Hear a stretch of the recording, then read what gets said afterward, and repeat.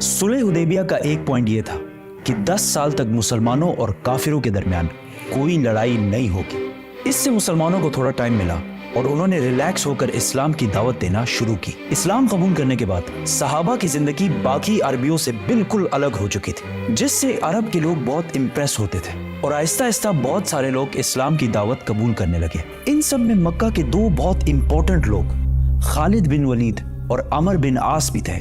और खालिद बिन वलीद के लिए तो इस्लाम कबूल करना बहुत मुश्किल था, क्योंकि कुरान में वलीद बिन मुगीरा, जो खालिद बिन वलीद के वालिद थे, उनके बारे में बहुत सख्त वर्ड्स यूज किए गए थे। और अरब में खानदान और स्पेशली बाप की इज्जत सबसे इंपॉर्टेंट चीज होती थी। लेकिन फिर भी खालिद बिन वलीद ने अपने वालिद और पूरे खानदान के खिलाफ जाकर इस्लाम कबूल कर लिया। आहिस्ता आहिस्ता इस्लाम फैलता गया और रसूलुल्लाह सल्लल्लाहु अलैहि वसल्लम ने एक एम्बेसडर रोमन एम्पायर की तरफ भेजा। लेकिन इस एम्बेसडर को गस्सानी किंगडम ने बहुत ही बुरी तरह कत्ल कर दिया। ये गस्सानी किंगडम अरब और रोमन एम्पायर के बिल्कुल बीच में था और ये गस्सानी किंगडम रोमन एम्पायर का एक वेसल स्टेट था। वेसल स्टेट मतलब एक पपेट स्टेट। गस्सानी किंगडम का एम्बेसडर को मारना जंग के ऐलान जैसे था। और सिर्फ उस जमाने में नहीं, बल्कि आज भी यूएन चार्टर्स में एम्बेसडर को मारना सबसे बड़े क्राइम्स में से एक है। रसूलुल्लाह सल्लल्लाहु अलैहि वसल्लम को जब पता चला तो उन्होंने फौरन 3000 लोगों की फौज जमा की और रोमन एम्पायर पर हमले का फैसला किया। ये फौज मुसलमानों की सबसे बड़ी फौज थी। इससे पहले मुसलमानों ने इतनी बड़ी फौज कभी जमा नहीं की थी। रोमन एम्पायर इससे कुछ ही अरसा पहले पर्शियन एम्पायर से एक बहुत खतरनाक जंग जीत चुकी थी। रोमन और पर्शियन एम्पायर उस जमाने के दो बड़े सुपर पावर्स थे, जिस तरह आज अमेरिका और चाइना है। और इस जंग में कौन जीतेगा ये कुरान ने इस जंग के खत्म होने से पहले ही बता दिया था। ये भी बहुत जबरदस्त स्टोरी है, तो सब्सक्राइब। ये रोमन एम्पायर का पीक दौर था। इससे पहले अरबों ने रोमन एम्पायर पर कभी भी हमला नहीं किया था और रोमन एम्पायर से जंग करना बिल्कुल सुसाइड समझा जाता था। जब अरबों को पता चला कि सिर्फ 3000 मुसलमान रोमन एम्पायर पर हमला कर रहे हैं, तो उन्होंने बहुत मजाक उड़ाया और कहा कि इन 3000 में से एक भी बंदा जिंदा बचकर वापस नहीं आएगा और रोमन एम्पायर इसके बाद मदीना पर हमला करके मुसलमानों को खत्म कर देगा।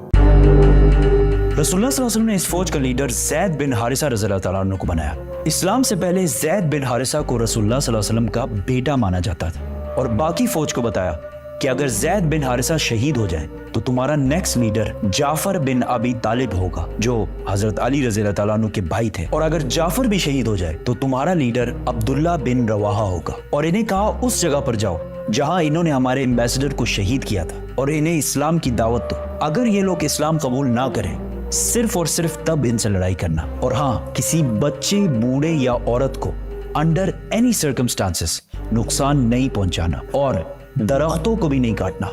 ज़ैद रज़ियल्लाहु तआला अन्हु 3000 फौज लेकर रवाना हुए तो रास्ते में उन्हें पता चला कि रोमन्स 2 लाख फौज लेकर मुसलमानों की तरफ आ रहे हैं। 2 लाख 3000 वर्सेस 2 लाख। इस एनिमेशन को देखें, इससे थोड़ा अंदाजा होगा कि इन दो फौजों में कितना बड़ा डिफरेंस था।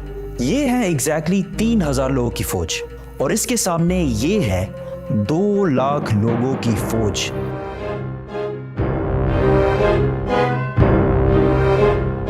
अब कुछ वेस्टर्न हिस्टोरियंस कहते हैं कि ये 2 लाख नहीं बल्कि इससे कम थे, लेकिन सब ये बात मानते हैं कि रोमन्स मुसलमानों से बहुत ज्यादा थे। मुसलमानों के एक ग्रुप ने सोचा कि हमें मदीना से और फौज का इंतजार करना चाहिए, लेकिन मुसलमानों के तीसरे जनरल अब्दुल्ला बिन रवाहा ने कहा कि हम जंग या जीतेंगे और या शहीद होंगे, जंग छोड़ के जाने वाला कोई ऑप्शन नहीं है। तो यहां मुसलमानों ने एक जबरदस्त प्लान बनाया। वो इस जगह को छोड़कर जहां पहले लड़ाई होनी थी पीछे हटे और मुता के 2 पहाड़ों के दरमियान रुके। अब इसका क्या फायदा था? फायदा ये था कि अगर ये 2 पहाड़ ना होते और मुसलमान 2 लाख रोमन्स पर हमला करते तो रोमन्स मुसलमानों को चारों तरफ से घेर कर खत्म कर सकते थे। लेकिन इन 2 पहाड़ों की वजह से रोमन फौज ज्यादा स्ट्रेच नहीं हो सकती थी, तो लड़ाई में इनके ज्यादा नंबर्स होने का इतना फायदा ना होता। दोनों फौजों ने हमला किया और लड़ाई शुरू हुई। ज़ैद बिन हारिसा ने मुसलमानों की फौज का झंडा उठाया और बहुत फियर्स लड़ाई की, लेकिन वो शहीद हो गए। तो रसूलुल्लाह सल्लल्लाहु अलैहि वसल्लम के ऑर्डर के मुताबिक मुसलमानों के दूसरे जनरल जाफर बिन अबी तालिब ने झंडा उठाया और लड़ने लगे। लेकिन जिस हाथ में उन्होंने झंडा पकड़ा था वो हाथ कट गया। तो उन्होंने दूसरे हाथ से झंडा उठाया, लेकिन दूसरा हाथ भी कट गया और जाफर रज़ियल्लाहु ताला अन्हु शहीद हो गए। जंग के बाद इनके जिस्म पर तलवार के 50 निशान मिले और इन 50 में से एक भी पीठ पर नहीं था, सारे के सारे फ्रंट पर लगे थे। तो अब ऑर्डर के मुताबिक अब्दुल्ला बिन रवाहा नए जनरल बने और बहुत सख्त लड़ाई के बाद वो भी शहीद हो गए। फिर एक मुसलमान ने झंडा उठाया और जोर जोर से सबको कहने लगा कि जल्दी आपस में एक लीडर चूज करो, वरना हमारी पूरी फौज बिखर जाएगी। ये जंग मदीना से 1000 किलोमीटर दूर मुता में हो रही थी, लेकिन रसूलुल्लाह सल्लल्लाहु अलैहि वसल्लम ने इस जंग के बारे में मदीना में मुसलमानों को पहले ही बता दिया था कि सबसे पहले जैद ने झंडा उठाया और वो शहीद कर दिए गए। उसके बाद जाफर ने झंडा उठाया और वो भी शहीद कर दिए गए।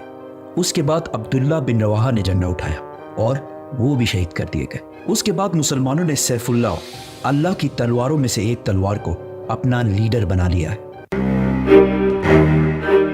इस फौज में अब तक खालिद बिन वलीद एक आम सिपाही की तरह लड़ रहे थे और लड़ते लड़ते 9 तलवारें तोड़ चुके थे और ये मुसलमानों की तरफ से उनकी पहली जंग थी। तो सारों ने unanimously without any doubt Khalid bin Walid को जंग के दरमियान ही अपना लीडर और जनरल बनाया।